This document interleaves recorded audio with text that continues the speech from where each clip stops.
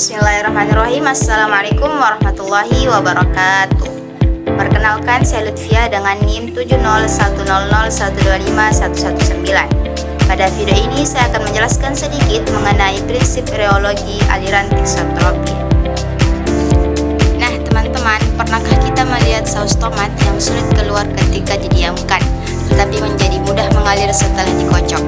Nah, fenomena ini terjadi karena struktur internal pada bahan mengalami perubahan akibat gaya geser atau shearing ketika dikocok. Struktur tersebut rusak sehingga viskositasnya menurun.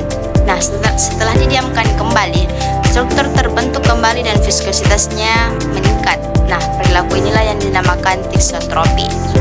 Nah, tiksotropi adalah sifat suatu sistem yang mengalami penurunan viskositas akibat pemberian gaya geser atau shearing dan secara bertahap kembali ke viskositas awal ketika gaya tersebut dihentikan.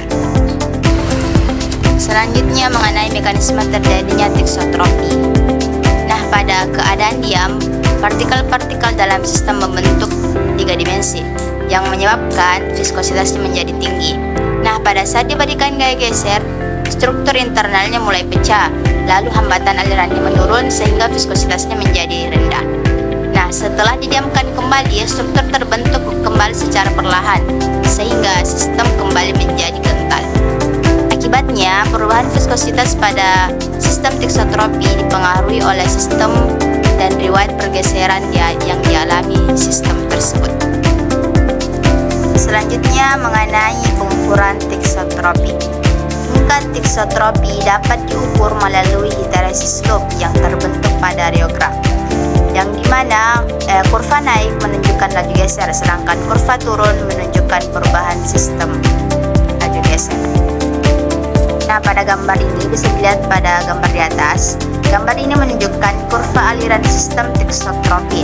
Terlihat adanya histeresis slope, yaitu perbedaan jalur antara saat laju geser meningkat dan menurun. Hal ini menunjukkan waktu untuk kembali ke kondisi awal setelah mengalami gaya geser. Maka semakin besar gaya loop, semakin besar pula sifat tiksotropis. Selanjutnya mengenai koefisien dan struktur tiksotropi.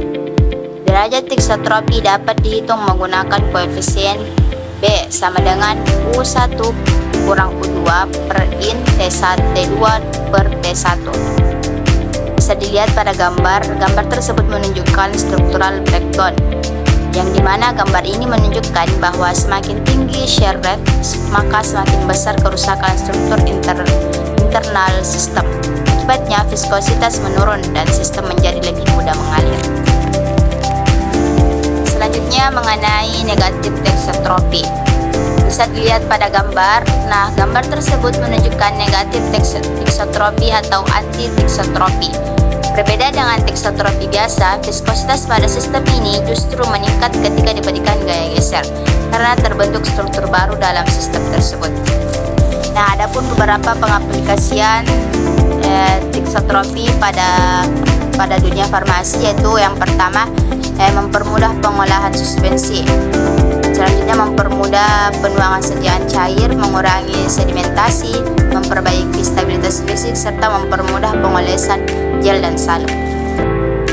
Selanjutnya kesimpulan.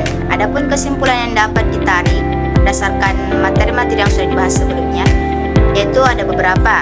Pertama, tiksotropi adalah sifat aliran non-Newtonian yang bergantung pada waktu. Yang kedua, viskositas menurun saat diberikan gaya geser dan meningkat kembali ketika didiamkan. Yang ketiga, histeresis slope merupakan ciri utama sistem tiksotropi. Dan yang terakhir yaitu tiksotropi sangat penting dalam formulasi farmasi karena meningkatkan stabilitas dan kemudahan penggunaan sediaan. Sekian dari saya, apabila ada salah mohon dimaafkan, dan semoga apa yang saya sampaikan bisa bermanfaat bagi kita semua. Syukran, wassalamualaikum warahmatullahi wabarakatuh.